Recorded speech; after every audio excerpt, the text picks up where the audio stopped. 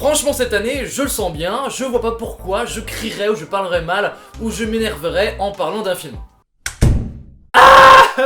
Mais c'est une idée de merde! Il faut les tabasser ces gens-là! C'est un scandale! Les bandes de FDP, putain je vous dis, on vous a pas attendu bande de connards! Passer se vitrioler la face quoi d'aller voir un truc comme ça! C'est à chier! Dégueulasse!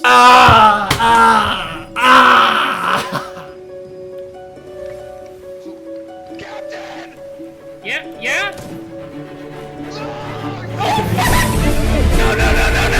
No! Dude, we have so much shit to do! Holy fucking shit! Yo! Connor, get down there! Connor, no! Oh, fucking shit! Stop breaking! Holy fuck! Hey, guys! Guys, back off! Hey, chill! Chill the fuck out! Bonjour à toutes et à tous, bienvenue sur ma chaîne YouTube Écran Noir, je m'appelle Lucas, je parle des chefs-d'œuvre du cinéma et de la bande dessinée sur ma chaîne. Et aujourd'hui, comme chaque année, petite livraison de sel et de citron, on va parler des pires films que j'ai vus cette année. Alors j'ai bien eu vos petits messages de l'année dernière, je suis hyper content parce que j'ai l'impression que ça s'est bien passé pour vous.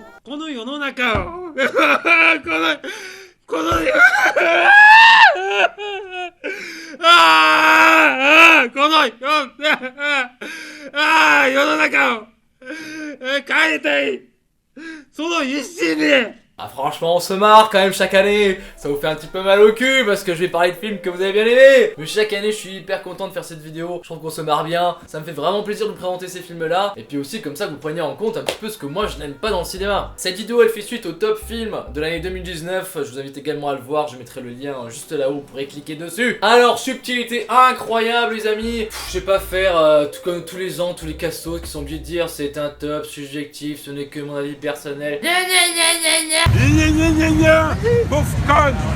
Pauvre conne. Heureusement qu'on n'a pas tous les mêmes goûts et que voilà, j'ai proposé des choses qui vont vous déplaire ou qui vont questionner un petit peu votre esprit critique. Voilà, la subtilité quand même, c'est que moi je vais pas à reculons au cinéma. Je me force jamais à aller voir un film en me disant ah bah génial, je pourrais le mettre dans mon flop film de cette année. Vous voulez un flop? Rendez-vous chez les Malawa, Annabelle, La Nonne, voilà, non mais c'est de la merde. Évidemment il y a des films dont tout le monde dit que c'est pas bien, ça me donne pas très envie d'y aller. Mais des fois il y a des films, même si je sais que ça va pas trop me plaire, je pense que je vais y trouver des trucs qui vont me plaire et tout ça. Et des films j'en attends pas énormément. Mais du coup je pense que dans mon flop vous allez trouver des films que beaucoup de gens ont bien aimé et tout ça, parce que c'est juste que c'est des films qui m'ont soit beaucoup déçu, soit que j'ai vraiment trouvé merdique. Juste ça me fait plaisir de vous en parler, voilà, de vous montrer un petit peu ce que moi j'ai détesté cette année. Je sais que ce qui est important quand même dans un flop, c'est d'éviter les sujets trop sensibles et de pas trop heurter l'opinion des gens. Je sais que ce qui est important quand même dans un flop, c'est d'éviter les sujets trop sensibles et de pas trop heurter l'opinion des gens. Roman Polanski.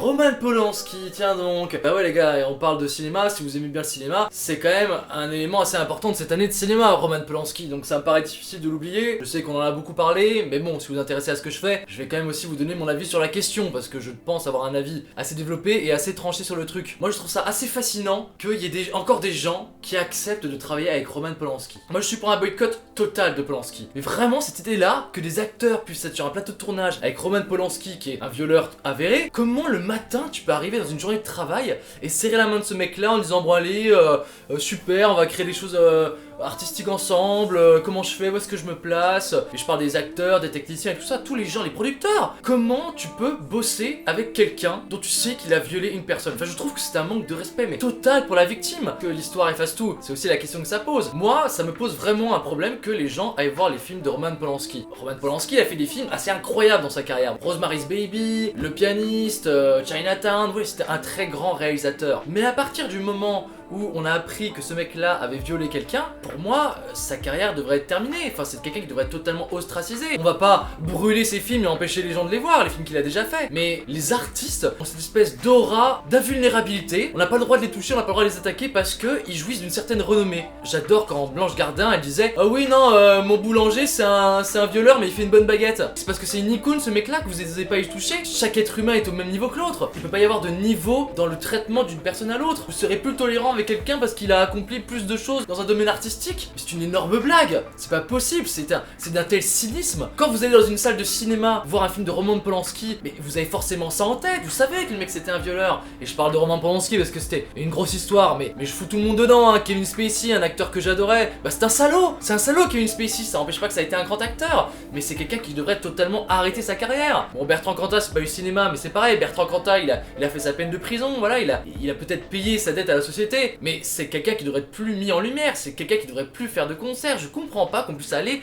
dans une salle de cinéma ou dans une salle de concert face à un artiste qui a été un assassin ou un violeur, enfin un criminel. Il y a des gens qui vont m'expliquer qu'il y a un vrai détachement entre le film et l'artiste, que vous pouvez voir un film sans cautionner pourtant ce qu'a fait l'artiste. Et bah ça c'est pas vrai. Ça c'est pas vrai pour deux raisons, une raison artistique et une raison juridique. Première raison artistique, si vous pensez ça, c'est que vous ne connaissez pas le cinéma. Le cinéma c'est un médium. Le cinéma c'est un outil qui permet à quelqu'un de transmettre des informations, des idées, tout ça à une autre personne. L'écran que vous regardez, le film que vous regardez, c'est un média entre vous et Roman Polanski. Parce que si moi j'avais fait un film, j'accuse, sur l'affaire Dreyfus, ça aurait clairement pas été le même film que Roman Polanski. Si vous avez fait un film sur l'affaire Dreyfus, ça aurait pas été le même film que le mien. Donc, évidemment, ce film que vous allez voir, c'est le film d'une personne. Donc vous avez un lien direct qui se crée avec lui, c'est un film d'auteur. Tout le monde est un auteur, même Michael Bay est un auteur. Le réalisateur le plus tâcheron est quand même un auteur. Pour moi, le cinéma crée un lien direct entre le réalisateur et son public. Donc vous pouvez pas vous dédouaner de ça en disant non, non, je vais juste voir un film. À partir du moment où vous êtes dans une salle de cinéma, vous allez voir un film de Roman Polanski.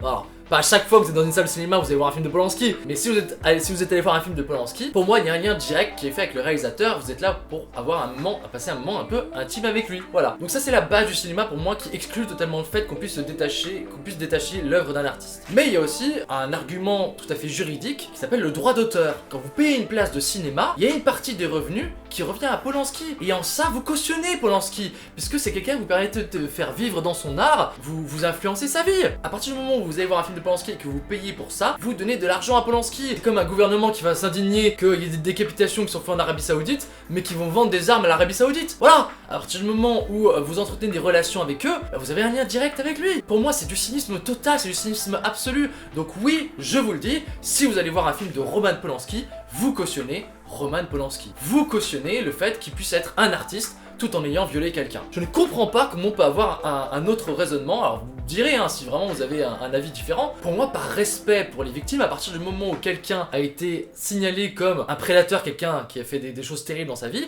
il faut que cette personne-là soit ostracisée artistiquement. Sinon, si vous y allez, c'est une forme, je trouve, de caution du réalisateur. C'est une forme de caution du réalisateur et l'artiste, c'est la personne. Roman Polanski lui-même le dit que c'est sa vie qui a aussi influencé son œuvre. À partir de là, tu ne peux pas faire une césure entre l'artiste et la personne. C'est une même entité, c'est vraiment totalement schizophrène de s'imaginer que ce sont deux choses différentes. Du coup, je ne suis pas allé voir J'accuse, je sais pas si vous avez compris, je me fous de savoir si c'est un bon film ou pas. Pour moi, ce film ne devrait pas exister. Chima Delenel, putain, arrêtez de cautionner ça, bordel les gens, c'est pas possible. C'est pas possible, le cinéma ça marche pas comme ça devrait pas marcher comme ça. Je sens qu'il y en a 2-3 qui sont vénères. Bon, parlons d'autres sujets, un peu de cinéma, un peu rigolo. Alors cette année, je n'ai pas aimé Ad Astra, le dernier film de James Gray, j'avais pas aimé Lost City of Z, et Ad Astra c'est un film avec Brad Pitt qui part chercher son père au fin fond de la galaxie, non pas de la galaxie mais au fin fond de notre système solaire, et c'est un espèce de road movie introspectif, c'est vachement bien parce qu'on sent que le père, en fait il est rentré en rébellion, je sais pas quoi, enfin il y a eu un souci, il s'est passé un problème, tout son équipage a disparu, enfin c'est assez mystérieux. Mais je trouve que le film est d'un ennui, d'une non-profondeur. C'est plutôt bien fait, j'aime bien parce que c'est un film par étapes, il y a même un peu d'épouvante à un certain moment, mais c'est un film qui ne te dit pas assez de choses. C'est un road movie basé sur le fait qu'on est à la recherche de la figure paternelle. C'est un film où le personnage principal se questionne sur qu'est-ce qu'il va faire une fois qu'il aura de nouveau cette personne en face de lui. Bah ouais, mais c'est des trucs que j'ai déjà vu vachement ailleurs en fait. C'est un film qui manque mais d'originalité, mais total quoi. Pourtant je suis un gros fan de science-fiction hein, donc je suis prêt à pardonner beaucoup de choses, mais alors là ça a pas du tout marché. Ad Astra c'était pas du tout pour moi. Pour moi. Green Book, j'ai pas aimé, on va dire quoi? Mais comment t'as pu ne pas aimer Green Book? Green Book, oui ça c'est la peluche du calme, c'est pour me maîtriser, pour pas... Je suis un peu énervé, oui donc Green Book, alors c'est un film avec des très bons acteurs, notamment putain de merde, comment il s'appelle? Putain. Je tape Aragorn pour retrouver le nom de l'acteur. Je suis vraiment un caca. Viggo Mortensen, putain, mais comment j'ai pu oublier ça, bordel? Pouce rouge, pouce vers le bas, qu'est-ce qu'il y a? Il a oublié Viggo Mortensen, bordel. Viggo Mortensen qui est incroyable, qui joue un italien, un chauffeur italien un petit peu raciste, même beaucoup raciste. Alors, c'est un film sur le racisme dans les années 60. On montre un chauffeur qui va devoir trimballer à travers l'Amérique un grand pianiste qui est noir de peau, donc, qui va être confronté au racisme et tout ça. Lui-même est très raciste et donc il va évoluer au fur et à mesure du film parce qu'il va se rendre compte que le racisme c'est mal. Voilà. C'est des films avec plein de bons sentiments. C'est bien fait dans ce que ça veut faire en fait. Mais moi j'ai vraiment du mal qu'on parle du racisme comme ça. Enfin, je trouve c'est guimauve quoi. C'est trop, ouais, plein de bons sentiments. J'ai l'impression de regarder une vidéo sur Facebook. Cet homme détestait les noirs, mais à leur contact, il a appris à les aimer et s'est totalement transformé. Cette vidéo va vous bouleverser. La 13e minute va vous faire pleurer. C'est un peu niais quoi. C'est une manière un peu niaise de parler du racisme. Au début du film, il y a deux plombiers noirs qui viennent réparer une fuite chez lui. Et Viggo Mortensen, une fois qu'ils se sont barrés et que sa femme leur a offert de l'eau, ils jettent à la poubelle leurs 2 verres d'eau. Et il y a une dame à côté de moi, elle a fait genre oh, trop choqué, oh vraiment, oh c'est vraiment le racisme c'est mal. Il paraît que t'as des propos intolérables. Où il n'y a pas de tolérance. Tu sais donc pas que c'est pas bien d'être raciste, que c'est mal? On ne doit pas faire de discrimination raciale, c'est mal. Oui, le racisme c'est mal, voilà, et incroyable. Oui, c'est pas bien, voilà, bravo le film, super, belle profondeur. Bah non, je pense que faut aller un petit peu plus profond que ça. Il y a des moments où j'aime vraiment bien, là où le film devient vraiment intéressant parce qu'il montre la perversité avec lequel le racisme s'est installé dans la société. Les gens arrivent à dire devant les gens, non, monsieur, vous pouvez pas manger à table avec nous, voilà, parce que, sans le dire, ils disent pas on peut pas accepter les noirs à table, la maison s'interdit ça, voilà, ce sont des règles de savoir-vivre et tout ça. Là, quand on montre le racisme un peu plus insidieux, pervers, tout ça, voilà, là je trouve qu'on parle vraiment, on touche à des trucs intéressants. Bon voilà, je vais pas taper dessus, c'est pas une horreur ce film, c'est quand même un bon film, mais voilà, c'est pas pour moi.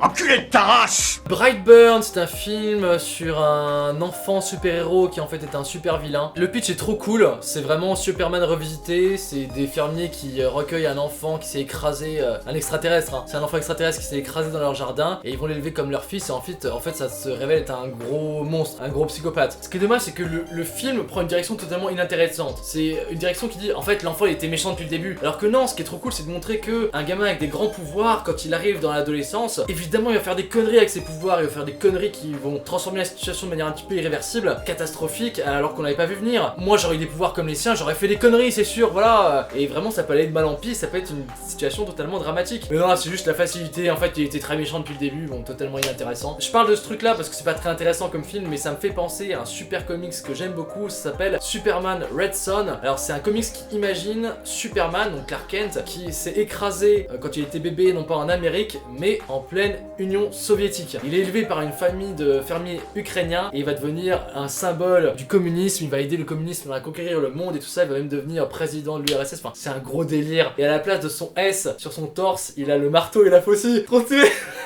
C'est trop cool. Vraiment c'est une belle relecture de Superman. Je vous invite à lire ce comics là qui est vraiment sympa. Oui, je vous l'avais dit l'année dernière, moi j'avais beaucoup aimé Bohemian Rhapsody parce que je trouvais que c'était un film qui célébrait la musique de Queen et non pas les personnes ou les choses comme ça. Et là il y a exactement l'inverse qui s'est fait. C'est tout ce que je n'aime pas dans les biopics. Rocketman, c'est un biopic sur Elton John. Le mec est à fond, l'acteur est à fond. Vous allez me dire pourquoi t'es allé voir ça si tu t'en fous, mais la vie d'Elton John je m'en bats les couilles. Je m'en tape tu vois. Moi c'est l'artiste qui m'intéresse, c'est sa musique, c'est ce côté tellement fou et farfelu qu'il avait. Oui non, il a enfance difficile, Elton John c'est un drogué, mais je m'en tape. Je m'en fous, j'ai Wikipédia pour ça putain. Je préfère un film comme Bohemian Rhapsody qui n'est pas parfaitement réaliste sur la vie des membres du groupe, mais qui au moins m'en fout plein la tête avec la musique et tout ça. Là, Rocketman c'est un film qui a que quelques séquences musicales qui sont réussies. Alors les costumes sont très beaux, les costumes sont très réussis, mais c'est vraiment un film en dents de scie je trouve. Tu sens vraiment que c'est un film, il y a des séquences qui ont dû être tournées à la va-vite parce qu'ils savaient pas quoi faire et ils ont mis tout le paquet sur d'autres séquences un petit peu en mode comédie musicale. Toutes les musiques sont utilisées pour mettre en musique la vie d'Elton John. Voilà. C'est chaque musique va être un morceau de sa vie, va permettre de commenter une étape de sa vie. Putain mais c'est totalement inintéressant. Enfin vraiment j'en avais rien à battre. La vie d'Elton John je la connais. Voilà j'ai pas besoin d'un film pour m'en remettre une couche quoi. Voilà. Des fois il y a des films je vais les voir parce que il y a un auteur ou j'ai envie de suivre un petit peu ce qu'il a fait. Là c'est Roland Emmerich qui a fait un film qui s'appelle Midway, un film de guerre. Il y a rien en fait dans ce film, c'est vraiment le film de guerre totalement inintéressant, totalement lambda. C'est un film qui parle d'une grande bataille navale, donc ce qu'il y avait dans la bande-annonce qu'on voyait, il y a quelques séquences assez impressionnantes où les avions descendent en piqué sur les porte-avions japonais. Il y a tellement de balles qui sont tirées, c'est tellement intense que tu te demandes comment ils font pour survivre les mecs. Midway a l'honneur, un petit peu l'honneur de montrer également le côté japonais. Les personnages américains mais sont d'un cliché hallucinant quoi, c'est chewing-gum dans la bouche, le pilote casse-cou qui aurait fait un super officier mais qui ouvre trop sa gueule tu vois, pour qu'on lui confie une armada sauf qu'en fait à la fin tout le monde est mort, il n'y a plus que lui et évidemment il va brillamment réussir à faire l'opération. La guerre c'est génial, non c'est pas génial la guerre, il y a rien de ouf à être un soldat, il y a rien de magnifique à mourir dans des batailles stupides où tout le monde se fout sur la gueule comme des abrutis, tout le monde va au casse-pipe. C'est une vision de la guerre que j'apprécie pas quoi. Glorifions tous ces pauvres gens qui sont morts pour l'espèce de conflit mondial crétin parce qu'il y a des fils de pute qui voulaient conquérir le monde. C'est pas des films qui sont faits à la gloire des soldats, des gens qui sont morts et tout, c'est des films qui sont vraiment faits à la gloire de l'armée, voilà. C'est ça qui me dérange dans Midway, c'est qu'on célèbre l'armée du côté japonais et du côté américain. Moi qui suis totalement anti-militariste, voilà, vous imaginez bien que c'est pas trop mon délire. Je trouve qu'il y a des films qui sont vachement plus pertinents, qui ont été faits bien mieux, bien avant, donc voilà, 30 ans de retard, Midway, 50 ans de retard. Dernier film qui aurait totalement pu se retrouver dans mon top, dans mon flop, parce que c'est une merde, mais il y a quand même déjà pas mal d'autres films qui sont encore plus pourris que lui. C'est Dumbo de Tim Burton. Tim Burton qui va chez Disney faire un film Dumbo. C'est un des films les plus laids que j'ai vu cette année, c'est d'une mocheté de CGI, de couleurs guimauve, je déteste ce que fait Tim Burton. J'y vais parce que c'est quand même un réalisateur qui est quand même assez connu, j'y suis allé parce que Dumbo c'est un dessin animé de mon enfance. Le film n'est pas dans mon flop, dans mes 10 films que j'ai détesté parce que à un moment, il y a la séquence où il va rejoindre sa mère dans le chariot, elle passe sa trompe à travers les barreaux et ils enlacent leur trompe et là j'ai eu un élan de nostalgie, ça m'a rappelé vraiment Dumbo que j'ai pas vu depuis peut-être 20 ans et avec la musique et tout ça. Donc en ça, le film quelque part a réussi ce petit pari là de faire ressurgir la nostalgie parce que le film n'a pas d'autre ambition. C'est des films qui jouent sur une certaine forme de nostalgie, donc c'est pour ça que je l'ai pas mis dans le flop parce que ça pour le coup ça a marché. Mais c'est d'une connerie, d'une laideur ce film. Alors il y a ce côté très cynique où le scénario nous parle d'un parc d'attractions où les gens sont pris pour des cons, où les animaux sont exploités, où on fait comme si tout était beau dans le meilleur des mondes alors que les gens qui travaillent dedans ils galèrent. Mais c'est Disney ça. Donc c'est Tim Burton qui bosse pour Disney et qui fait un film un peu regardez, je suis trop cynique, haha, je suis un malade dans ma tête, j'ai fait un film qui critique les parcs d'attractions et Disney alors que je suis chez Disney. Putain mais je suis tellement un ouf, je suis tellement un rebelle à mon âge. Mais c'est une idée de merde. Mais fais pas des films avec Disney alors Bolo si tu veux les critiquer. C'est d'un faux cul, d'une fausseté. Le film est moche, en plus tout ce que t'as essayé de faire était nul, c'est pitoyable. Il y a ces séquences hallucinantes où tu as Eva Green qui monte sur le dos de Dumbo et qui vole dans les airs. Mais Dumbo il est tout petit, il fait la taille d'un tabouret Dumbo. Et Eva Green elle est très grande et ça fait un côté très ridicule où t'as cette grande perche qui est sur Dumbo qui vole comme ça. Mais pouah, mais horrible. On était dans une salle de 600 personnes, on était 3. Putain, on était 3 de trop quoi. Tim Burton à la poubelle. C'est une lente descente aux enfers Tim Burton. Enfin je vais plus voir ses films, mais les derniers que j'ai vus, Alice au Pays des Merveilles, tout ça, mais c'est du caca pour les yeux. Enfin c'est se vitrioler la face quoi d'aller voir un truc comme ça. Et Tim Burton il est tombé totalement dans cette ère de la CGI laide, moche, avec des couleurs mais qui se veulent hyper chaleureuses, mais au dégoût, c'est un énorme pâté en croûte dégoulinant de sucre, de glace. Il y a tout dessus en fait. Il y a des morceaux de chips, il y a de la pizza, il y a des hamburgers, il y a des glaces, il y a des cannes à sucre. C'est le plus gros bougli-bougla, le plus dégueulasse que j'ai vu de ma vie. Exit Tim Burton, je n'irai peut-être plus jamais voir de ces films parce que c'est pas possible quoi. RIP in peace Dumbo, Disney vous êtes des connards, vous allez voir c'est un pattern assez régulier qui va revenir dans cette vidéo. Hein. Laissez Dumbo tranquille. Ça y est les gars, on arrive dans mon flop 10 des 10 pires films que j'ai vus cette année au cinéma. On va commencer avec mon numéro 10. Mon numéro 10, franchement, c'est donner des coups de pied à un cadavre, mais pourquoi ils font ça? Terminator Dark Fate. C'est un reboot de Terminator. Et les films Terminator, c'était tellement de la merde, ils se sont dit attendez, en fait, on va reprendre à la fin du 2 et on va dire tout ça n'existe plus. Parce qu'il y a un Terminator qui est venu dans le passé pour tout changer. Alors pourquoi c'est de la merde ce Terminator?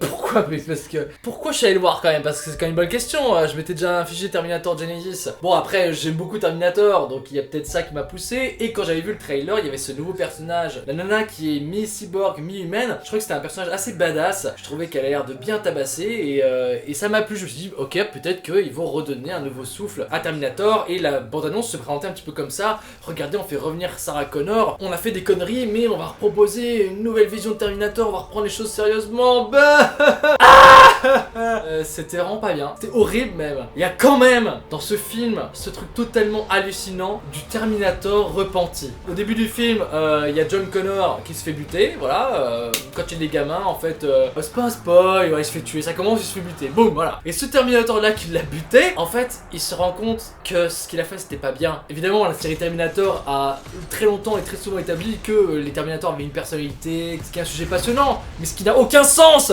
si tu ne le présentes pas, si tu ne le développes pas. Ça aurait pu être la base du scénario. Il y a un Terminator qui était méchant et qui petit à petit devient gentil parce que c'est une IA tellement développée qu'au bout d'un moment elle commence à avoir des sentiments, elle culpabilise et tout ça. Mais là ils en ont fait un Terminator, il a une femme et il a un enfant. Il a un enfant, c'est un Terminator. Je sais plus comment il l'explique à un moment, genre on a une relation chaste, ma femme elle est pas attirée par ça. Enfin ça te pète l'image du Terminator, genre mais totalement quoi. Donc tout est raté, les séquences d'action sont ratées. Le film en fait se veut être une course-poursuite entre cette espèce de nouveau Terminator T1000, je sais plus quoi, T8000, là j'ai l'impression qu'on parle des Nimbus 2000, qu'on est dans Harry Potter. Ah, il y a un nouveau modèle de T8000 qui est sorti, allons faire un film avec, ouais. On essaie de te faire passer ce méchant comme une menace absolue, terrible, mais je trouve que l'acteur qui l'incarne et ce que fait ce Terminator là ne dégage absolument aucune espèce de sentiment de dangerosité ou de mort imminente. J'ai l'impression qu'on nous a sorti un méchant lambda, c'est un méchant secondaire qui leur court après en marchant pendant tout le film et eux ils passent d'un point à un autre, d'un point à un autre, d'un point à un autre, toujours en se faisant courser par ce même monstre. Quand à la fin tu comprends que c'est lui la menace ultime et que le film se voulait être une course poursuite, tu te rends compte que le film a totalement raté ce qu'il voulait entreprendre quoi. T'as des retournements de situation mais tellement péraves, des révélations. Tu les vois venir à des kilomètres en vrai, ça se veut un peu girl power et tout ça, ça se veut en mode on pensait que la révolution des hommes allait être dirigée par des hommes et en fait c'était par des femmes. Tu n'as plus aucune iconisation, tu n'as plus rien qui marche. Quand le Terminator apparaît, je me souviens dans les premiers films, il y a cette espèce de boule d'énergie électrique dans la nuit qui apparaît. Là, cette boule là, elle apparaît au milieu d'une cour dans un espèce de bidonville, je sais plus, ça se passe au Mexique, je crois. Dans la mise en scène de tout ça, il y a absolument rien d'intéressant, c'est fade, c'est sans saveur. Ce qui me fait le mettre si bas, c'est parce que pendant le film, en fait, j'avais une espèce de dédoublement de personnalité, je voyais un film et j'imaginais la scène en mieux à côté, voilà. L'héroïne, Sarah Connor, le Terminator, enfin Schwarzenegger et la nouvelle meuf qui sont les quatre contre cette espèce de monstre qui se veut imbutable, et ben c'est cool, ils ont une bonne team, voilà. Mais j'aurais aimé qu'eux, ils se fassent défoncer en fait. Pour qu'on ressente du danger face à ce monstre, il faut qu'ils fassent du dégât, qu'ils les pulvérisent en fait, que la nana elle perd tout, que tout le monde meurt. J'aurais bien aimé qu'ils butent même Sarah Connor à la fin, allons-y. Elle meurt pour elle, mais au moins voilà, elle est sauvée pour qu'on montre que pour se construire, pour survivre, ça se fait pas tout seul, il faut qu'il y ait des pertes. Ce film n'a rien d'intéressant, la Terminator pour moi ça s'arrête au 2. Pourquoi s'infliger ça quoi? Pourquoi s'infliger ça? Je ne sais pas pourquoi je suis allé voir ce film. Je n'en ai aucune idée. Vous allez voir, c'est le flop de la nostalgie, où je suis retourné voir des films, mais totalement en tombant dans le piège de la nostalgie. Numéro 9 de mon flop film 2019.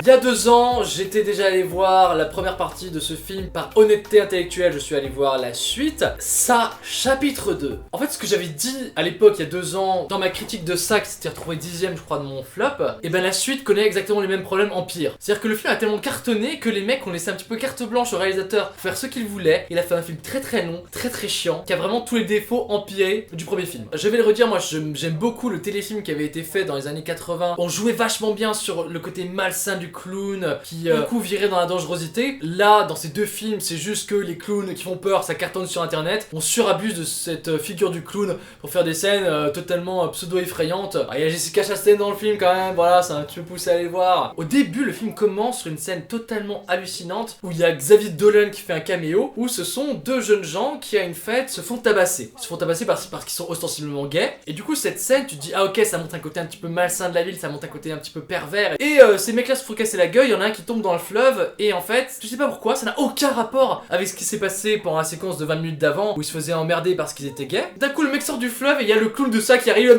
qui le croque et qui le bouffe. Mais genre, ça n'a absolument rien à voir. Alors tu te dis, est-ce que c'est parce que les gens sont très très méchants en ville que le clown très très méchant il ressurgit des années après? C'est une explication de merde. T'as l'impression que le film fait genre, regardez, moi je parle de sujets vachement sensibles, je suis un malade. Ce qui en soi pourrait être cool, mais faut que ce soit intelligemment utilisé dans le film, pas juste que le film veut surfer sur une mode, tu vois, genre, les gars, on va être vachement politiquement correct, regardez, je vous montre, frapper les homosexuels c'est mal. Attendez les gars, j'ai oublié, je devais faire un film d'horreur, boum, ils se font croquer par le monstre.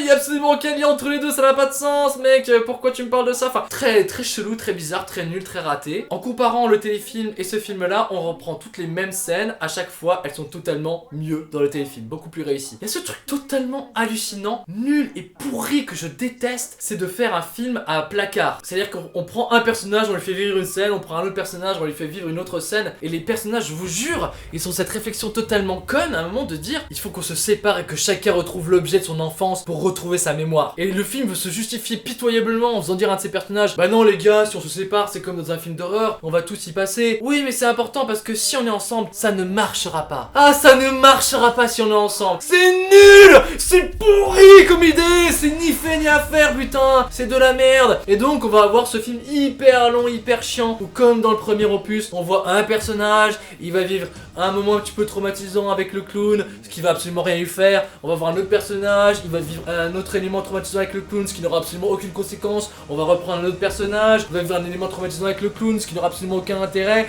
On va prendre un autre personnage. Oui, c'est chiant, mais ils sont 7 ces putains de personnages. Ils sont 7. Tu te tapes 7 fois la même déclinaison de la même scène chiante. T'es à Disney, c'est exactement ça. Tu es à Disney sur ton petit chariot et ouh, il y a un clown qui te fait peur à droite. Ouh, il y a un clown qui te fait peur à gauche. Quelle idée de con. Le film ne se cache pas, le film se veut être un roller coaster d'épouvante dans le manoir de Disney qui fait peur. Voilà. Oh là là, il y a des zombies. Oh, ça fait peur. Il y a une seule scène, je me souviens, qui vaut vraiment le coup. C'est la scène avec Jessica Chastain quand elle revient dans la maison de son enfance et qu'elle se fait accueillir par une petite vieille. Et tu comprends petit à petit que la petite vieille, elle a un truc, elle a un pet au casque. Il y a un truc un peu chelou, surtout quand le monstre apparaît. Il y a ce truc là que j'aime beaucoup. Il sort de l'ombre, mais avant qu'il sorte de l'ombre, t'entends ces bruits de pas hyper impressionnants qui font toum toum toum toum, qui sont en train de courir vers toi.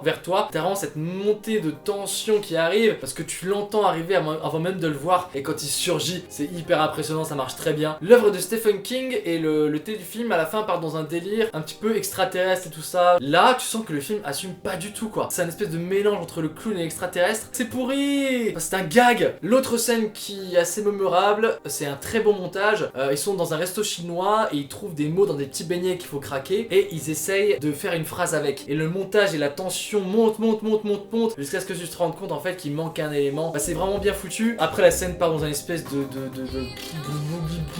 dégueulasse de CGI où t'as les beignets et les rouleaux de printemps qui se transforment en des espèces de libellules bébés papillons dégueulasses. Les CGI sont moches, c'est absolument ridicule. Voilà, bon. Non, j'ai pas aimé ces films, ça fait pas peur. À partir du moment où on te met sur un rail en te disant regarde, tu vas avoir cette fois la même déclinaison de la même scène, au bout d'un moment, au bout de la deuxième fois, t'as plus peur, ça ne marche plus, t'attends juste la fin, c'est un supplice. Il dure 2h10 ce film, je crois. Putain, j'ai qu'une seule envie, c'était de me barrer quoi. Numéro 8.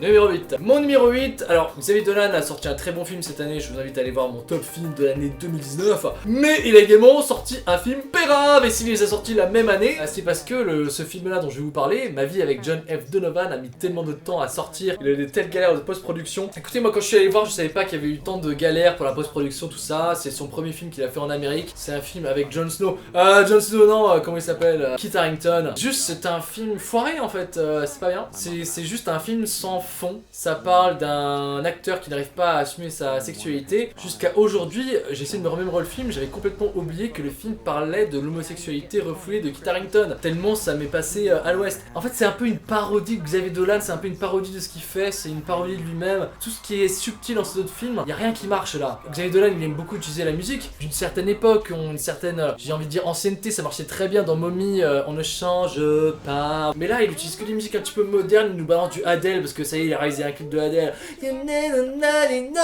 La musique est beaucoup trop forte par rapport à ce qui se passe dans le film. Ouais, c'est une scène de malade, c'est une scène avec du rythme. Regardez, on est dans Drive là. Et ben non, ça marche pas. Ouais, je sais pas si ça a été massacré au montage ou quoi. Apparemment, il y avait Jessica Chastain qui avait un rôle dedans et ils l'ont dégagé au montage. C'est dire si le film a dû être rafistolé. Il y a Nathalie Portman qui joue dedans. Alors il y a une scène sympa sous la pluie où ça y est, l'enfant et la mère se disent des trucs intéressants, se disent des belles choses. Mais vraiment, je n'ai rien retenu de ce ce film quoi. En fait c'est un film qui n'a pas d'histoire de fond, c'est un film qui n'a pas de base émotionnelle et du coup on a l'impression qu'on tire sur l'émotion alors que le film ne te raconte rien. Je préfère quand Xavier Dolan il revient à des trucs un petit peu plus intimistes comme ce qu'il a fait avec le film dont je vous parle dans mon top 10. Numéro 7. Numéro 7, j'ai fait une petite égalité parce que c'est un peu la même merde. Aussi insipide l'un que l'autre. Je vais donc parler de Captain Marvel. Et je vais parler de X-Men Dark Phoenix. Oh, le Phoenix sombre. Le Phoenix sombre. Alors, Captain Marvel, je me suis infligé ça parce que je savais que le personnage était dans Avengers Endgame. Et je me suis dit que c'était peut-être important d'aller le voir avant Avengers Endgame. C'est une grosse erreur. Un vrai piège à souris. Je ne pouvais plus me sortir de ce film. C'est le film le plus fade, le plus insipide, avec le personnage le moins charismatique de tout l'univers Marvel. Ce film ne te raconte absolument rien. Le seul intérêt de ce film, c'est une blague avec un chat. Il y a des extraterrestres qui ont une espèce d'objet qui permet de calculer la puissance d'une créature. Ils regardent les humains, leur puissance c'est 15, ils regardent le chat, la puissance du chat c'est 3000, voilà. C'est la seule vanne, c'est tout ce que j'ai retenu d'intéressant dans ce film. Le personnage est inintéressant, je sais plus quoi, il perd la mémoire. Évidemment, le personnage tombe totalement dans cette espèce de merchandising pitoyable du féminisme. C'est pas le pire film, vous allez voir, qui fait ça cette année. Alors moi je suis très féministe, hein. Ouais, je pense que c'est important de montrer des films où les femmes sont libérées et les femmes ont des rôles important, mais cette espèce de marchandisation de l'émancipation de la femme, ça me pète les couilles. C'est vraiment Disney qui surfe sur une mode, c'est vraiment ça. Les gens dans Disney, autour de la table, producteurs, ils voient le féminisme comme une mode. Il faut les tabasser ces gens-là, il faut leur péter la gueule. Il y a une scène qui est cool où t'as le grand méchant qui commence à lui faire une putain de déclaration. Ouais, c'est grâce à moi si t'en es là, tu me dois tout, incline-toi parce que je vais te péter la gueule, t'as intérêt à m'écouter parce que sinon elle pouf, en fait elle le défonce et il s'envole aux fraises. Ça c'est cool, ça c'est drôle. Ouais, ça c'est un bon gros fuck au patriarcat. Ça c'est marrant. Mais oui, le côté je suis une femme forte et je l'assume. J'ai l'impression dans une pub quoi. Une pub L'Oréal de merde. Pourtant le pitch aurait pu être pas mal. C'est un personnage qui se rend compte qu'il a été manipulé toute sa vie et qui ensuite se rebelle. Marvel ils ont fait 4 bons films dans leur vie. Alors calmez-vous hein. Oh Avengers c'est génial. Oh ouais, calmez-vous. X-Men Dark Phoenix c'est adapté d'un des meilleurs arcs narratifs du comics. Bon c'est une merde, y a absolument rien à en dire. C'est un massacre total du matériau de base. Je vous invite vraiment à aller voir le documentaire en 3 parties qui a été fait par Comic Book Girl 19. C'est une américaine qui est passionnée de comics, qui est également passionnée de X-Men. Elle a fait des documentaires passionnants sur les X-Men. La deuxième partie, elle parle de la saga du Phoenix. Et la troisième partie, elle parle de la saga du Dark Phoenix. Dark Phoenix, c'est une étape passionnante des X-Men. C'est Jean Grey qui, pour sauver ses amis, fait un pacte avec une entité au pouvoir incommensurable, cosmique. Et elle se fait posséder par cette entité-là. Faut s'imaginer, Jean Grey, c'est un être humain un peu comme nous qui a des pouvoirs assez incroyables, mais qui se fait posséder par l'entité la plus puissante de l'univers. C'est quelque chose de totalement démesuré et elle n'arrive pas à la contenir. Et Jean Grey est obligée d'utiliser ses pouvoirs presque malgré elle parce que le Phoenix qui est en elle veut cracher toute cette puissance qu'il a en lui, quoi. Voilà. Et Dark Phoenix, c'est Jean Grey qui se laisse totalement, pour sauver ses amis, posséder par le Phoenix. Elle libère toute sa puissance et le Phoenix va lui faire des choses terribles. Et donc il y a ce parallèle là qui est génial de Jean Grey, un des personnages les plus gentils, les plus attachants, c'est l'amoureuse de Cyclope qui va devenir le grand méchant et que les X-Men vont devoir combattre et même peut-être devoir tuer. Vous voyez bien que le pitch est passionnant, putain. Osez pas me dire que vous avez vu ça dans ce film. Osez pas me dire que ce film a une once de bout de prout de la grandeur qui est Dark Phoenix. Mais c'est un scandale ce truc, c'est un scandale. Tous les acteurs sont pitoyables, l'histoire est nulle. Il y a Jessica Chastain, putain mais décidément Jessica Chastain revient, qui joue une extraterrestre, mais c'est l'extraterrestre les plus moches que j'ai vu de toute ma vie. On n'a pas d'idée pour les extraterrestres, on va faire quoi? On va faire des êtres humanoïdes, tout lisses et tout marron, ils sont très grands et voilà, c'est moche, nul. C'est pas bien de faire ça. Mais moi je serais un vrai fan des X-Men et des comics, mais j'aurais foutu le feu à la salle. La fin c'est un bordel avec ces espèces d'extraterrestres qui attaquent le train et il y a tout le monde qui essaie de protéger Phoenix parce que non c'est notre ami, par le pouvoir de l'amitié nous allons réussir à contrôler Phoenix. Je sais même pas de la fin pour vous dire. Quand ça se finit où elle se sacrifie en mode non je pars dans le ciel, je ne veux pas blesser personne. Ne vous matez pas cette daube, allez vous mater je vous en supplie, c'est génial les documentaires qu'a fait Comic Book Girl 19, c'est tout ce que je vous souhaite, c'est pour ça que je vous parle de ce film, c'est que peut-être ce film va pouvoir vous permettre de découvrir une vraie saga magnifique du comics, le Dark Phoenix et le Phoenix. Numéro 6.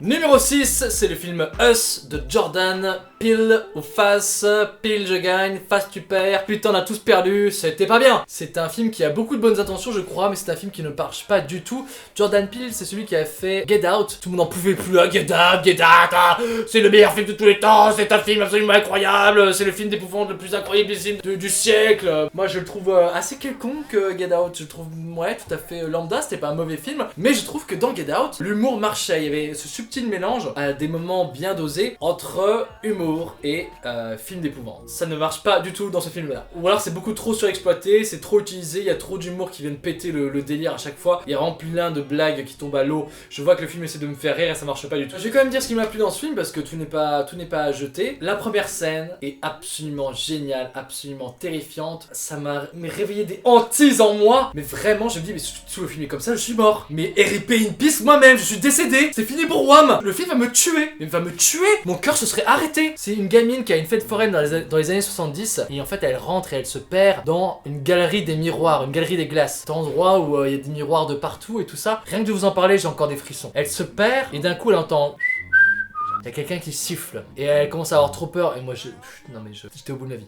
Au bout de ma vie. Et elle se recule et tu vois quelqu'un derrière elle, tu vois une autre petite fille tout comme elle qui est juste derrière elle et quand elle se retourne vers ce reflet, tu vois que le reflet lui il bouge pas, qu'en fait il y a quelqu'un derrière elle. Et là tu vois juste sa réaction à elle, la terreur sur son visage, putain j'ai encore des frissons. Et rien que de vous en parler, mais quelle hantise, j'ai peur là, franchement en vrai j'ai peur. J'ai peur, je suis solo chez Wham, mais je regarde la porte, je suis pas seul là. Non je suis sûr, mais ça m'a fait flipper, mais j'avais oublié ce truc. Je suis une vraie merde moi. Moi je voudrais faire des films d'épouvante là, je suis en train d'en écrire. Je suis la plus grosse flippette de la terre. Quand je rentre dans une salle de cinéma et que je vais voir un film d'épouvante, je me demande qu'est-ce que je fous là, voilà. Ça, vraiment génial. Il y a cette scène qui commence et vraiment j'étais pris, j'étais happé. Le point important que j'aimerais signaler quand même dans ce film qui est très bien réussi, c'est le jeu des acteurs. Us, c'est l'histoire d'une famille qui se retrouve d'un coup envahie chez elle par des gens qui sont leurs doubles. Qui sont hyper flippants, qui sont totalement différents d'eux, mais je trouve que la gamine notamment joue super bien son double maléfique. La mère elle joue trop bien son double. Elle parle comme ça.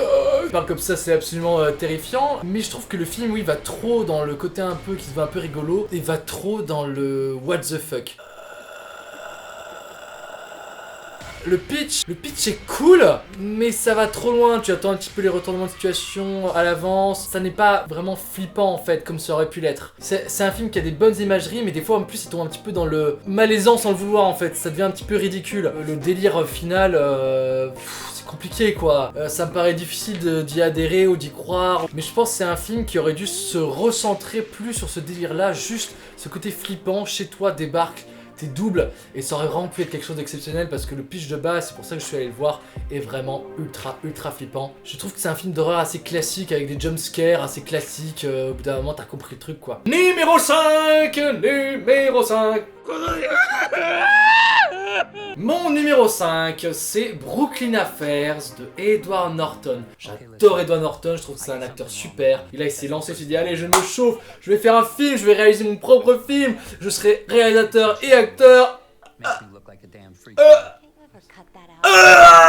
Putain, mais c'est un supplice! C'était un supplice, c'était 2h30, je crois 2h30. Il m'a paru une plombe ce film, et ça faisait longtemps que je m'étais pas autant fait chier au cinéma. Pourtant le film a tout pour me plaire, c'est une histoire de détective privé dans les années 20, les décors, les costumes, tout ça a été vachement bien travaillé, il y a un vrai travail de reconstitution. C'est tout ce que j'aime quoi, des films policiers avec des acteurs que j'adore. Bruce Willis il sert à que dalle, il est là dans 2 scènes. William Dafoe il est totalement à côté de ses pompes. L'histoire est totalement supra inintéressante. Tu ne t'attaches pas aux personnages, tu ne t'attaches pas aux enjeux. C'est juste un film qui te dit regardez, ces mecs là sont un peu des salauds. Et ça se veut un film qui a un fond social mais qui est trop maltraité, sous-traité. Edward Norton il a fait le choix d'interpréter un personnage qui aurait pu être vachement intéressant mais qui n'est pas du tout exploité. C'est le personnage d'un mec qui est un petit peu... Il est pas autiste mais il a des tocs. C'est quelqu'un qui n'arrête pas de... Ah, la poussée des cris comme ça. La petite couille, Michel, voilà, il a pas Gilles de la Tourette, mais c'est pas loin quoi. Et il arrive pas à se contenir. Et du coup, il y a ce truc là vachement intéressant sur le papier où tu te dis putain, c'est un détective, il va devoir résoudre une enquête tout en ayant un handicap hyper lourd qui l'empêche d'enquêter correctement parce que il peut pas avoir des conversations normales avec les gens, il peut pas se comporter normalement, il peut pas être discret. C'est juste totalement inexploité. Ce truc là du personnage ne sert absolument à rien. Donc c'est juste totalement agaçant et insupportable parce que pendant 2 heures de film, tu te tapes Edward Norton qui au milieu d'une phrase il va commencer à crier comme ça. C'est énervant. T'es énervé à la fin sur ton du film. Juste c'est un film qui t'a stressé. La réalisation est une des réalisations les plus lisses, les plus inintéressantes. C'est filmé par une patate, ça aurait été la même chose quoi. Le mec pour filmer une scène, et ben il a posé la caméra. Voilà. Pose la caméra, il fait un chant, il fait un contre-chant. Waouh! Putain, on est sur la lune là, on est sur la lune. Brooklyn Affairs. La plus grosse déception de cette année, je pense. Je m'attendais vraiment à un truc qui me parle. C'était un film qui était fait pour moi et c'était en fait un film qui était pas fait pour moi. C'est totalement raté. N'allez pas voir cette daube. Le film ose se dire comme le nouveau LA Confidential. J'espère que vous avez vu LA Confidential. C'est un des meilleurs films policiers, un des meilleurs thrillers que vous allez voir de votre vie. C'est génial. Je sais bien parce que ce flop me permet de vous parler de bons films. N'allez pas voir Brooklyn Affairs. C'est raté. Numéro 4. Numéro 4. Alors là, non. Non. Non. Non, les amis. Non. Non. Non. Non. Non. Non, non, non, pas d'accord. En vrai, je suis vraiment énervé. Non, non, pas d'accord. Midsommar, non, non, pas d'accord. Je le mets assez haut parce que j'ai détesté ce film. Le mec a fait un choix radical. C'est le mec qui avait fait Hérédité. Et j'étais un peu un défenseur de Hérédité parce que je trouve que c'était un film qui avait des très grandes qualités, très bons jeux d'acteurs, Toni Collette et tout ça. C'est Harry Ayer. C'est Harry Ayer, je crois que c'est Harry Ayer. Il y avait des scènes absolument terrifiantes. C'était un film qui jouait sur les ombres. Je me souviens, dans Hérédité, il y a un personnage à un moment qui se réveille et tu vois quelqu'un qui est dans le coin en haut à gauche de l'écran, dans le coin de la chambre, ça fait trop flipper. Et du coup, il ressort un film et je me dis, allez, c'est parti, je vais me mater ça. Il y a une très grande différence entre le film malsain et le film ridicule. Et ce film, pour moi, de par sa réalisation, de par ses choix de caméra, de par ses angles, sombre totalement dans le ridicule. Le film commence très bien pourtant, vraiment, vraiment très très bien. J'étais vraiment totalement emballé. C'est l'histoire d'un couple qui est sur le point de se séparer. Le mec a plus rien à foutre de cette nana. Sauf que cette nana, dans sa famille, elle va connaître une tragédie absolument atroce, quelque chose d'extrêmement violent. Elle va être totalement détruite et j'aime beaucoup cette idée qui parle peut-être à beaucoup de gens, mais dans ta vie des fois tu te retrouves coincé avec quelqu'un parce qu'ils ont connu quelque chose de tellement horrible que tu n'arrives pas à les quitter. Tu te dis que c'est pas le bon moment pour les quitter. Et donc ce couple avec des amis vont partir, je crois que c'est en Suède,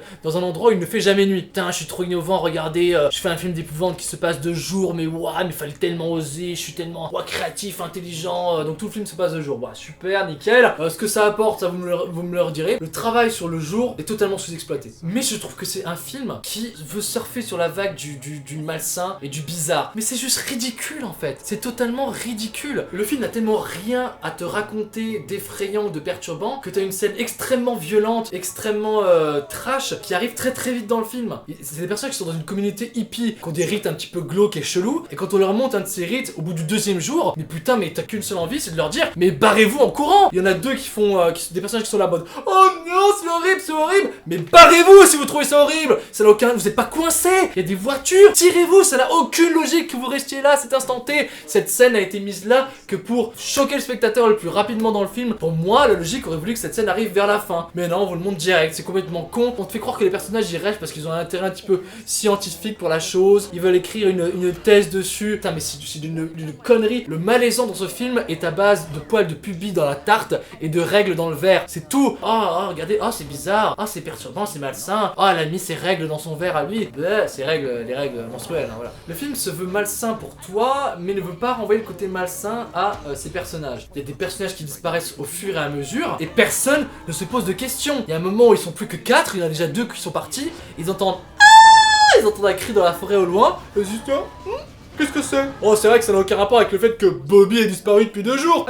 Et c'est vrai qu'on est dans une communauté tout à fait chelou, avec des rites extrêmement glauques et violents. Mais bon, après que les gens disparaissent au fur et à mesure, c'est tout à fait lambda. Tout va sûrement très très bien se passer. Je trouve que l'actrice principale joue très très bien, mais je trouve que l'évolution de son personnage, pareil, n'a pas de sens. Il y a des bonnes idées visuelles sur des distorsions de l'espace. Je dis pas que l'idée, les graphismes, le choix des imageries, tout ça est inintéressant. Mais les personnages, ils sont d'une connerie. Le malaisant est tout totalement raté je trouve. Enfin moi je n'ai pas du tout accroché à Midsommar. Pour moi ça a été un très long supplice. Il est pas déviant ton film, il est pas déviant, il est juste ridicule, il est pas bien mis en scène. Franchement si vous avez le courage de vous infliger ça, mais je suis fier de vous hein. Même si c'était une expérience déplaisante pour certains, c'est le côté bizarre et original qui a pris le dessus et qui leur a plu. Je salue quand même le choix un peu artistique d'avoir osé faire ça, mais pour moi c'est une expérience ratée. Numéro 3. Numéro 3, c'est dans le podium, le trio de tête des films les plus merdiques que j'ai vu cette année. Le Roi Lion de Jon Favreau. Bah déjà, c'est le Roi Lion, hein, c'est mon enfance, le Roi Lion, c'est l'enfance de tout le monde, donc voilà, pourquoi pas. Et Jon Favreau, je me suis dit, allez, why not.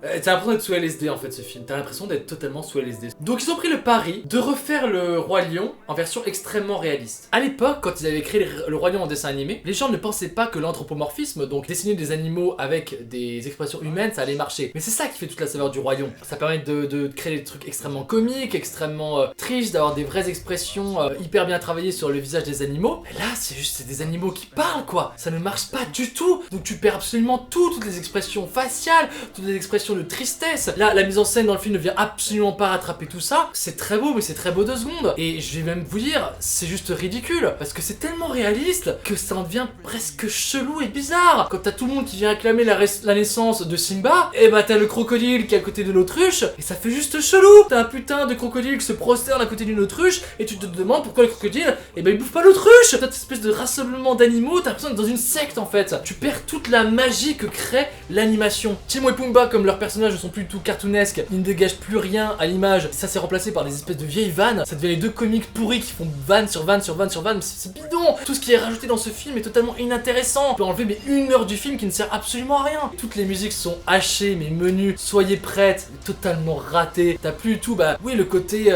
impressionnant qu'avait la séquence dans Disney, parce que c'était une séquence avec des grosses vapeurs vertes, il y avait cette espèce de défilé de, comment elle s'appelle, les hyènes, c'était presque un défilé nazi, avec des lions photoréalistes et des hyènes photoréalistes, ça fait juste pitié. Et du coup ils perdent absolument tout et ils ne proposent absolument rien en échange. Oui, alors la performance technique est sympa, mais au bout de 2 secondes t'es lassé, au bout de 2 secondes ça t'a gavé. L'amour brille sous les étoiles, ils nous refont l'amour brille sous les étoiles. La scène, c'est en plein jour! C'est en plein jour! Ils sont en train de chanter l'amour brille sous les étoiles. Il fait jour!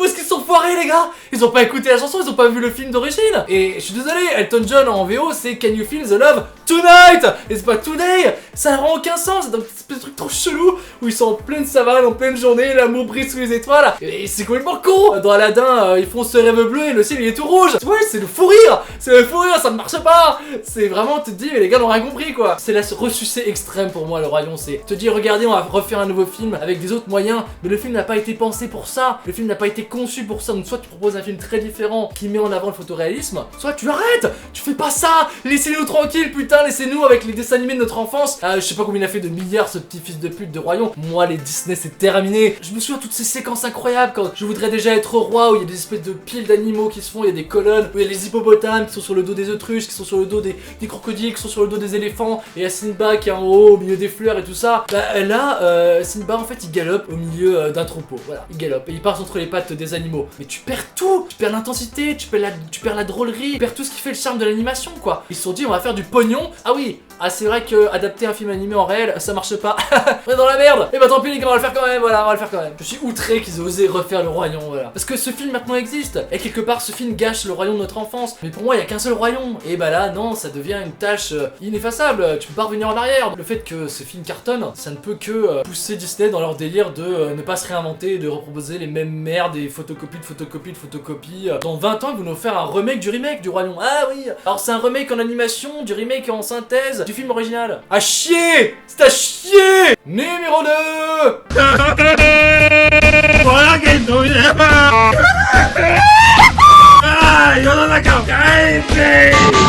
Mais attendez les gars, mais on n'a pas fini avec Disney. Bah non, parce que Dumbo c'était pas déjà assez nul. Le Roi Lion c'était toujours pas assez nul. Ils peuvent faire encore plus nul. Ils ont fait Aladdin les gars, Aladdin. Oh là là, mais c'est pas bien. C'était le pire truc que j'ai vu de ma vie. Vraiment, c'est le pire Disney que j'ai vu de ma vie. C'est une espèce de bouillie d'images de synthèse. Les décors, les costumes, tout est moche, tout est pitoyablement Disneyique, beau et kawaii et rose bonbon et bleu et violet. Ah, tout est beau, tout est mignon. C'est vraiment le plus gros crachat qu'on pouvait faire à la gueule des dessins animés de notre enfance. Et ce qui est ouf, c'est que c'est la même firme qui ose proposer ça, quoi. Tu peux dire c'est un concurrent qui a volé la licence Aladdin à Disney. Non, non, c'est Disney qu'on fait ça, c'est Disney. Et ils ont foutu en réalisateur Guy Ritchie. Guy Ritchie, le mec qui avait fait Arnaque, Crime et Botanique. Je crois qu'il avait fait Snatch. C'est un mec qui avait fait des bons films au début de sa carrière. Et là, mais c'est le naufrage, les gars. Mais c'est infect. Je suis en train de réfléchir à des qualités du film, mais il n'en a pas. Il n'en a pas. Si, alors quand même, une qualité. Déjà, le rôle de Jasmine est un petit peu plus poussé et évolué que le rôle dans le dessin animé qui était vraiment je suis une princesse triste enfermée dans son palais. Et l'actrice, je vais dire, joue pas trop mal et surtout elle a une belle voix. Elle a le mérite de chanter et jouer. Voilà. Ah, voilà, c'est tout, c'est tout. Mais les chansons qu'ils lui ont rajoutées, mais sont d'un anachronisme mais total. C'est-à-dire que t'as les chansons d'Aladin qui sont reprises, qui sont absolument dégueulasses. Hein. C'est repris en version pop, dans une version moderne. C'est atroce. C'est ultra mal mis en scène parce que pareil, c'est pas animé. Donc tu perds tout le côté splendeur, tout le côté délirant, tout le côté hyper punchy que les chansons avaient dans le dessin animé. Les chansons qui sont rajoutées pour Jasmine, c'est Lady Gaga, quoi. C'est-à-dire que d'un coup, t'étais dans un monde un petit peu médiéval, arabo-musulman et tout ça, il y a très très longtemps. Et d'un coup, t'as une diva qui te tape des putains de high notes. I won't be silent. Enfin, tu sors complètement le film. T'es projeté sur une scène dans les années 2010, là. T'es en plein concert. Insupportable merchandising, mais ça revient à Disney, ils sont coincés avec ça. Insupportable merchandising du féminisme. C'est ça qui me vénère, c'est qu'on ne te montre pas des femmes qui sont libérées, qui ne se laissent pas faire par les hommes, qui sont implacables, qui sont badass, qui leur rentrent dedans. Non, non, on surfe sur le féminisme comme une espèce de mode. Regardez, c'est maintenant, c'est Disney l'a dit, c'est le moment de vous libérer de l'emprise des hommes, les femmes. Mais on vous a pas attendu, bande de connards. On était là avant, putain. On est en 2020 et il y a Disney qui commence à faire des films pour vous dire, regardez, c'est bon, c'est parti les filles. Ce monde veut vous rebeller, vous êtes des femmes fortes, mais c'est le discours le plus pitoyable, le plus mal mis en scène de la terre, quoi. Ça dessert totalement ce que ça veut faire. Si c'est ça que vous voulez faire pour libérer les femmes, bah putain, on n'est pas rendu, les gars. Quand Rey dans Star Wars 7, elle arrête pas de demander à Finn de lui lâcher la main, mais c'est des visions mais tellement archaïques. C'était il y a 100 ans, ça, les gars, putain. T'as l'impression que Disney se font les vecteurs de la bonne morale. Ils ont bien compris ce qui se passait dans leur société, que c'était le moment de libérer la femme. Les bandes de FDP, putain, je vous dis, on vous a pas attendu, bande de connards. Will Smith, totalement pitoyable. Will Smith, c'est le pire génie que je pouvais imaginer de ma vie. On a tous une nostalgie de Will Smith, il a tous une petite part sympa dans notre cœur, mais il fait de la merde. Will Smith, ça fait des dizaines d'années qu'il fait des films de péraves, pourris, nuls. Il est pas bon, cet acteur. Il essaie de camper un génie, mais il campe un génie qui n'est pas animé. Et du coup, tout le côté un peu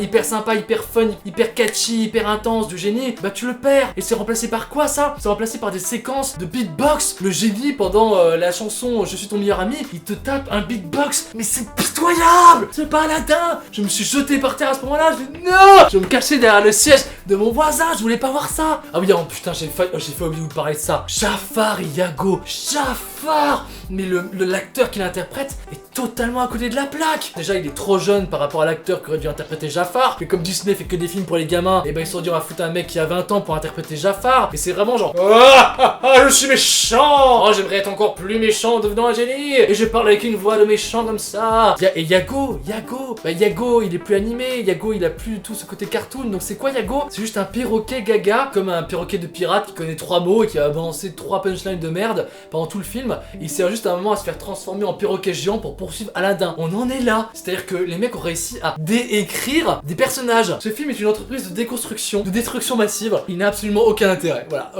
Dégueulasse. Dégueulasse, Aladdin. Dégueulasse. Numéro 1 de mon flop 2019.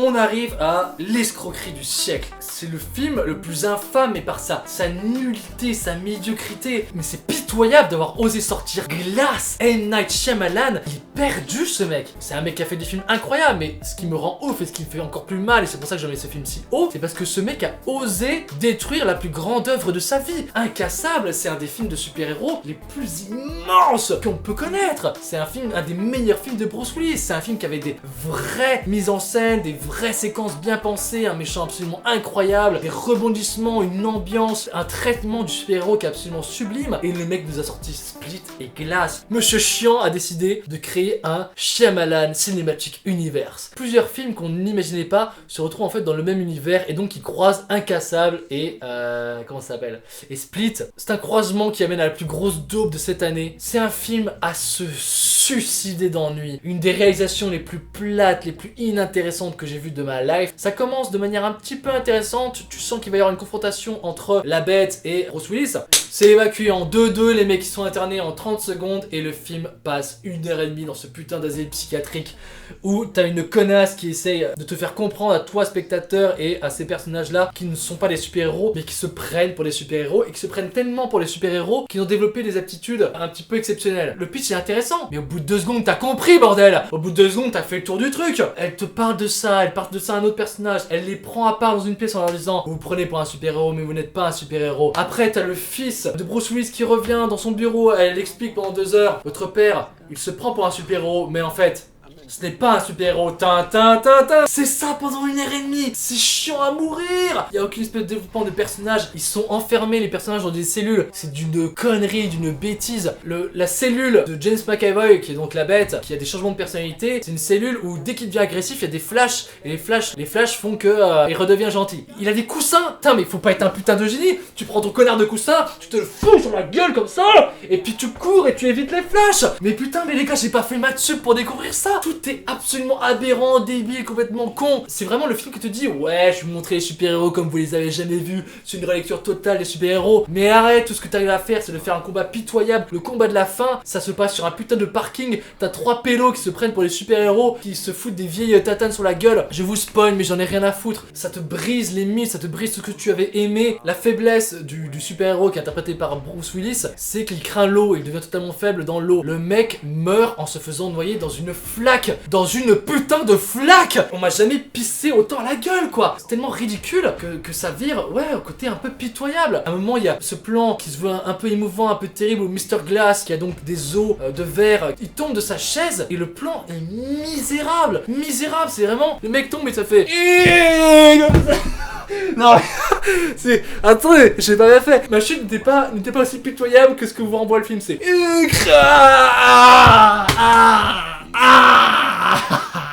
j'ai mal. Il fait le caméo le plus chiant, le plus long de sa terre. M. Night Shyamalan, il fait des apparitions dans tous ses films. Et là, je sais pas pourquoi il a un dialogue avec Bruce Willis, mais qui dure une plombe, qui est totalement inintéressant. Il y a aucun moment qui ne va plus dans ce film. Même à la fin, ça se veut révélation sur révélation. Le twist final, mais tellement nul. C'était pas les super-héros. Mais en fait, c'était vraiment des super-héros. Et c'est du bon moi, c'est du bon ce soir. Allez, voilà, c'était super cool. Non, mais je te jure, il y a rien qui ressort de ce film, quoi. Glace, un supplice. Les relations entre les personnages sont nulles. La gamine qui jouait dans Split, le mec dans Split, la Bête, il a quand même bouffé devant elle ses 2 copines. Et bah là, t'as cette espèce de vieux personnage qui a le syndrome de Stockholm et qui tombe un peu amoureux d'une des personnalités de cette créature-là. Comment tu peux y croire? Comment tu peux apprécier un film comme ça, quoi? Mais je chie sur ce film, mais vivement qu'il n'y ait plus jamais de suite, quoi. On peut pas accepter ça qu'un film magnifique comme Incassable et une suite aussi nulle et aussi ravagée quoi. Ah, je suis en sueur les gars, ça m'a donné chaud. C'était mon flop de l'année 2019, j'espère que ça vous a plu. Ce n'était pas marrant. Faut pas dire ça, Mike. C'était marrant. C'était juste pas marrant cette fois-ci, mais toutes les autres fois c'était marrant, Mike. C'était très marrant. Voilà, c'est en tout bien tout honneur les gars, hein, voilà, sans emmener ni violence. Hein. J'espère que ça vous a plu, j'espère que vous êtes bien marrés. Et je vous dis à l'année prochaine les gars, évidemment. Bien sûr qu'on va se revoir l'année prochaine. Et là cette année, je vais faire une petite vidéo sur mes films préférés de la décennie. On se revoit très bientôt, à plus.